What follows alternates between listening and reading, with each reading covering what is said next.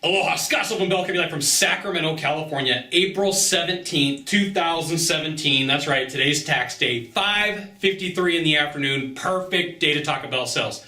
And I want to share a form of sales sabotage with you that I see in every industry that I work in. And I also see in a ton of Facebook groups. And the sales sabotage that I see is the salesperson who wants to exclude somebody from the group of buyers quickly. They're looking for a reason to say, like, I'm not going to work with that person. The wind's blowing. I'm not going to work with them. It's a Monday. I'm not going to work with them. And I know I'm being silly about it, but that's what it seems like. And it's always somebody who's struggling, somebody who's new, or somebody who thinks they're better than what they are. I'm calling people out. That's right. I'm doing it. So I see this, and this ability to want to knock people out of the buyer group quickly hurts the sales process. Now, let me give you an example. Last 2-3 months ago, and I go out and I buy a car, and I went to a dealership that I had pretty much previously bought a car from, and I found this car online, and I call him up and I say, hey, I'm interested in the car that you got online. And the guy says, all right, well, here's the information. I'll email it to you. And he stopped talking at that point. There was like no next step. There was no like, hey, come on down, let's set up a time, whatever your next step in the industry is, okay? It could be, let's get you on an appointment, let's get you for a test drive. He was like, let me just email it to you. And I'm like, time out, man, I don't got time for this. I want to come by and check out the car, right? And so I drove over the next day. I set up an appointment, drove over the next day, checked out the car, ended up buying the car, right? But for whatever reason, because I asked, I know the answer to this, I said, why didn't you invite me down? Oh, well, people who buy off the internet like that, they never want to come down for a test drive. And I'm like, but I did, right? You're completely wrong. I did. And I might be a small percentage of population, but if you're on the phone for 2-3 minutes, what's another couple of seconds to say, hey, why don't you come on down and check out the ride? Now, I know I'm talking about car sales right now, but whatever industry you're in, take this example and say, like, how do I make it my example? If you sell mortgages and loans, why are you not asking the people to come down? Why are you not showing them, like, hey, you know what? When you come down here, it's going to be fantastic. You can future pace them a little bit. But, if you're so scared to say, like, if I spend any amount of time, effort, and energy with this person, they're going to reject me.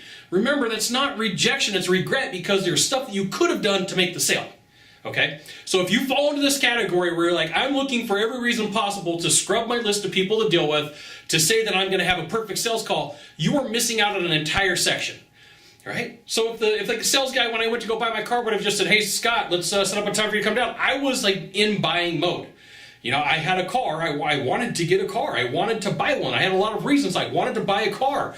And he just didn't ask. He didn't say, well, why don't you come down here? He's like, all right, well, I'll email it to you. I'm like, boom, get me to the next step. That's easy enough. Get me to the next step. So my tip for you is to get the buyer to the next step. Somebody wants some information. They're calling to talk to you. Figure out what you got to do to get them to the next step. I remember on Facebook, I'm looking at one of the groups, and this guy was in real estate business.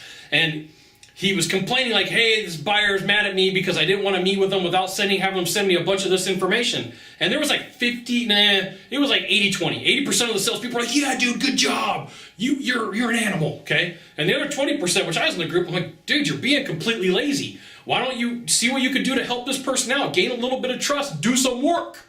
Work is not a 4-letter word in the world of sales. Work will get you paid in the world of sales, okay? Work will get you paid in the world of sales.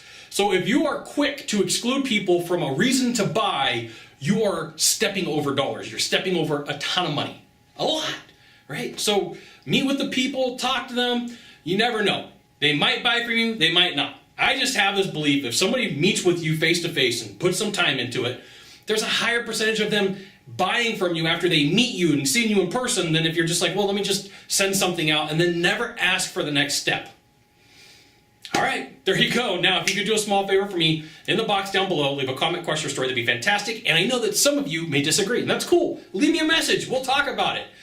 We'll make it fun. We'll have a bunch of fun. We'll talk about it. I promise I won't call you names. Don't call me names. Just tell me why you think I'm wrong. I'm cool with that. I'll talk it through with you. No problem. I'm a very reasonable person. You can, to the right, to the left, you can subscribe. You can send it out to all your friends via StumbleUpon, Facebook, Twitter, Google+.